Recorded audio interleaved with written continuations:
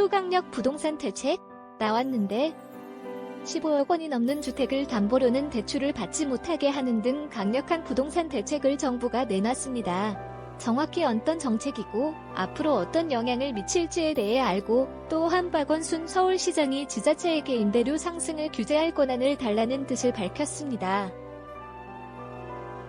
15억 원이 넘는 주택을 담보로는 대출을 받지 못하게 하는 등 강력한 부동산 대책을 정부가 내놨습니다.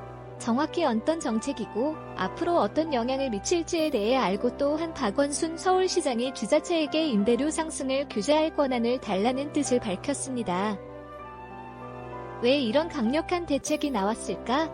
올해 상반기 부동산 시장은 안정적이었는데요. 하반기부터 집값이 다시 상승하기 시작했습니다. 특히 10월부터는 거래량도 작년의 81% 수준인 14,000건까지 회복했습니다.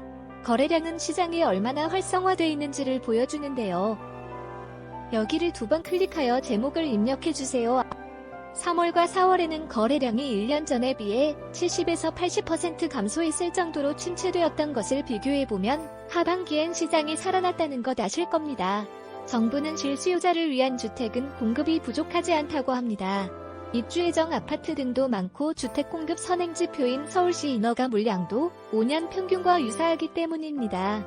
시장의 불안 심리가 자극된 점이 크다고 정부는 분석하고 있습니다. 공급이 안정적이라면 수요가 더 높아서 가격이 상승한다고 봐야 할 텐데요. 정부는 서울의 전세가율이 62%로 높고 전세자금 대출을 통한 자금 조달이 수월해서 갭 투자가 쉬운 게 시장이 불안한 원인이라고 파악하고 있습니다.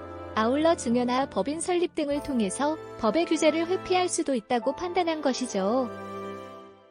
담보대출 규제를 강화했는데 특히 투기지역과 투기과열지구에선 가게, 개인사업자, 법인 등 어떤 차주라도 15억 원이 넘는 아파트를 담보로는 대출을 받지 못하게 했습니다. 모든 대출 주체가 대상이기 때문에 규제를 회피할 방법은 없고 오로지 생활안정자금 대출 정도만 받을 수 있습니다. 전세대출도 강화했는데 현재 9억 원을 넘기는 주택을 보유한 경우에는 전세대출을 받기 어렵게 제도가 설계되어 있습니다. 하지만 사적 보증을 통한 대출은 받을 수 있어서 반쪽짜리 규제라는 말이 많았는데에서 이번에 서울 보증을 통해서도 대출을 받지 못하도록 규제했습니다. 종부세의 세율을 높였고 심지어 1주택자의 종부세 부담도 소폭 높였습니다. 다만 고령 1주택자의 경우엔 종부세 세액 공제율을 높여서 세금 부담을 낮춰줬습니다. 다주택자의 경우에는 세금 상한선이 200%에서 300%로 높아져서 상당한 부담이 되도록 조정했습니다. 아마 시장은 당분간 조정을 받거나 작년 말처럼 하락할 수도 있을 것으로 보이나 전부 고가주택을 정부가 규제한다는 것이니 반대로 소형주택의 투자가 앞으로 더 좋아질 것으로 보입니다.